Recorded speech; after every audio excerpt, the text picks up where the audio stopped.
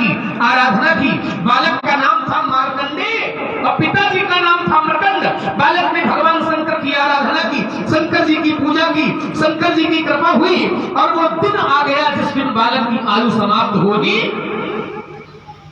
बालक भगवान शंकर की पूजा में लगा था, बालक भगवान शंकर के प्रति समर्पित था, बालक भगवान शंकर की सेवा में लगा था। तो यमराज जिस समय प्राण लेने आए, ध्यान देना, यमराज ने काल प्राण लेने जिस समय आए तो काल प्राण लेने में सफल नहीं हो पाए।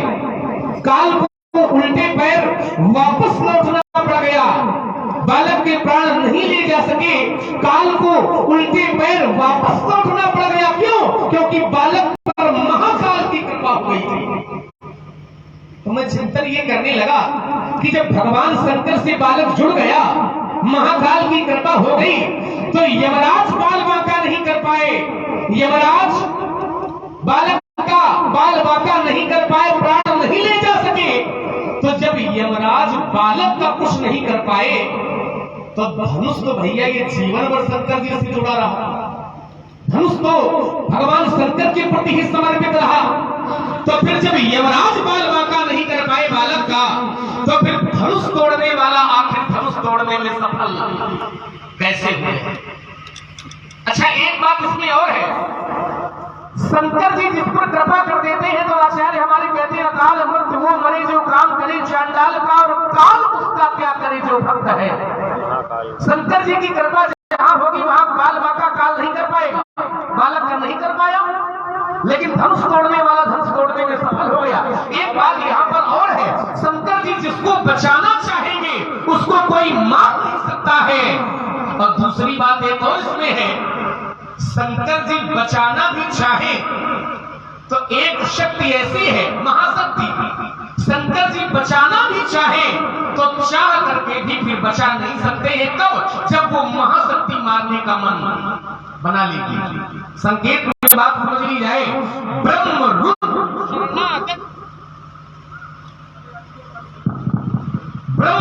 रुद्र शरणागत गए न उबरे प्राण, यदि वो महाशक्ति मारने का मन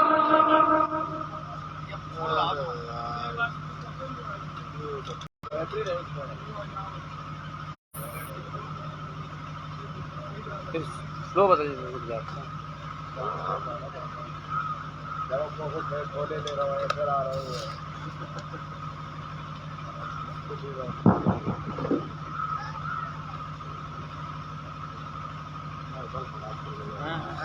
तो यदि वो महाशक्ति मारने का मन बना लेगी तो शंकर जी बचाना भी चाहे तो चाह करके भी बचा नहीं सकते हैं, क्योंकि हृदय विशारद शंभु सुजाना और हरि इच्छा भावी बलवाना। तो धनुष तोड़ने वाला यदि महाशक्ति है, हम तो दोनों बातें करेंगे, धनुष तोड़ने वाला यदि वो महाशक्ति है तो फिर महाशक्ति का विरोध परशुराम जी महाराज को नहीं करना चाहिए। क्योंकि जो महाशक्ति है तो फिर महाशक्ति के लिए ये नहीं कहा जाना चाहिए कि सुनो राम जी शिव धनु तोड़ा और सहस बाग समसो रिप।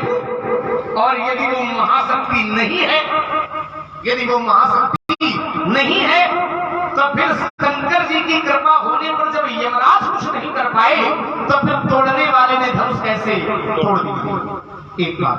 दूसरी बात, महाराज आपने बताया कि महात्माओं की हड्डियों का खंडन कर दिया गया है,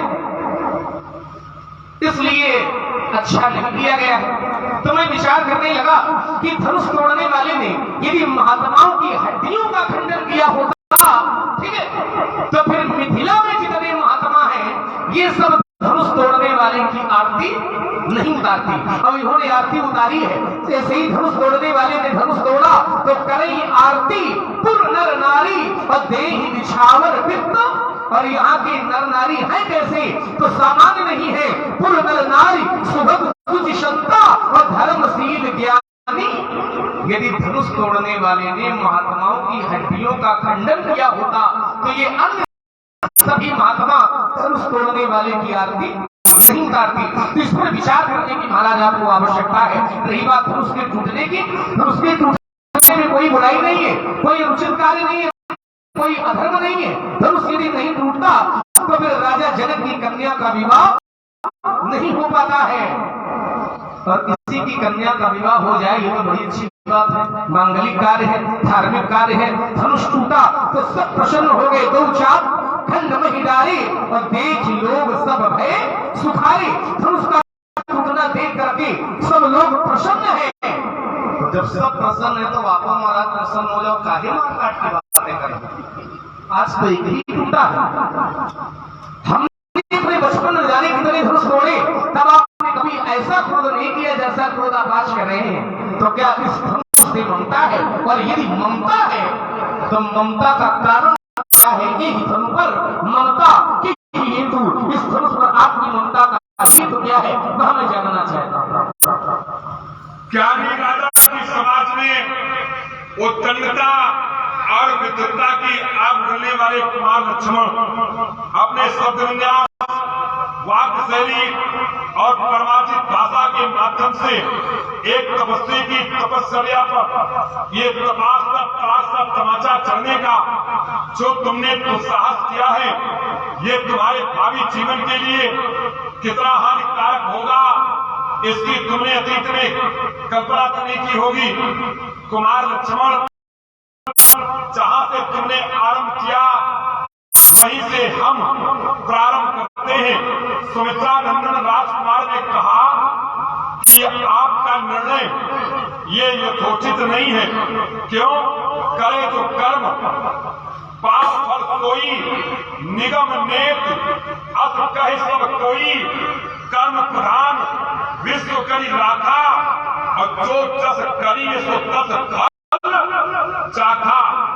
इसका एक उत्तर हम आपको बहुत सहज ढंग से दे सकते हैं। क्या कि ये सार्वभौमिक सिद्धांत नहीं है कि जो कर्म करे उसे उसका फल ही मिले, और करे अपराध को और पाप फल भोग, और अति विचित्र भगवंत गति को जग जाने जोग। परमात्मा की गति बड़ी ही विचित्र होती है। अपराध कोई करता है और फल कभी किसी और को भी मिल जाता है। लेकिन एक मेरा उत्तर आपके उस प्रश्न पर होगा जहां आपने कहा कि धनुष एक ने तोड़ा है और मारे चलिए सब राजा। ये धनुष तोड़ने वाला कहाँ बैठा है? राज समाज विराजत रूरे, ये राज समाज में ही विराजित है। और हमारी घोषणा कि सो विरग आऊ संभव नहीं तो तिहाई समाजा, तो ये राज समाज उसका त्याग कर दे। और अगर राज समाज त्याग नहीं करती है तो एक मेरी मान्यता है कि धनुष तोड़ने वाला हमारा शत्रु है, और शत्रु को संरक्षण देने वाला भी शत्रु होता है। इसलिए ये सब ये राजा मारे जाएंगे। भगवान शंकर ने मार्कंडेय ऋषि की रक्षा की। कब? जब मार्कंडेय ऋषि ने भगवान शंकर की स्तुति की, आराधना की, भगवान शंकर के सानिध्य में जाकर के उनका कृपा पात्र बना तब। लेकिन इस धनुष ने अपने प्राणों की रक्षा के लिए कभी किसी से कोई याचना नहीं की, कभी किसी से कोई प्रार्थना नहीं की। भगवान शंकर भावी मेट सकते हैं, भावी मेट सके त्रिपुरारी, लेकिन वो भावी नहीं मिट सकती जिसमें हर की इच्छा संलग्न है। भगवान शंकर ने विचार किया, तीन विचार, गलत विचार सुजाना और हर इच्छा भावी फलवाना। वो हर की इच्छा जिसमें संलग्न होती है वो भावी फलवान होती है, उसे भगवान शंकर टाल नहीं सकते। यदि यह धनुष हर की इच्छा से टूटा है तो यही प्रमाणित करने के लिए हमारा मिथिला में आगमन हुआ। जिसने धनुष को तोड़ा है अगर उसमें हल्की इच्छा है तो मेरी ओर से परीक्षा होगी, और उस परीक्षा में धन खंडन करता अगर कुमार लक्ष्मण उत्तीर्ण हो जाता है तो निस्संदेह आज सब लोगों ने उसका समर्थन किया है, ये पस्तर भी करने को तैयार होगा। तृतीय बिंदु आपने कहा कि अगर ऋषियों की अस्थियों का खंडन करता धनुष खंडन है तो ऋषियों ने उसका सम्मान किया। जिस समय धनुष टूटा और धनुष तोड़ने वाले ने धनुष को धरती पर डाला तो उस समय देख लोग सब भय उतारे, सब प्रसन्न हो गए, अच्छी बात है। सबने आरती उतारनी प्रारंभ कर दी, ये भी बहुत अच्छी बात है। ये आरती का उतारना, जय जयकार करना, समर्थन में अपना मत देना, ये संभव होगा कब? जब हमारी यहाँ उपस्थिति नहीं थी कुमार लक्ष्मण तक, और अब हम आ गए हैं।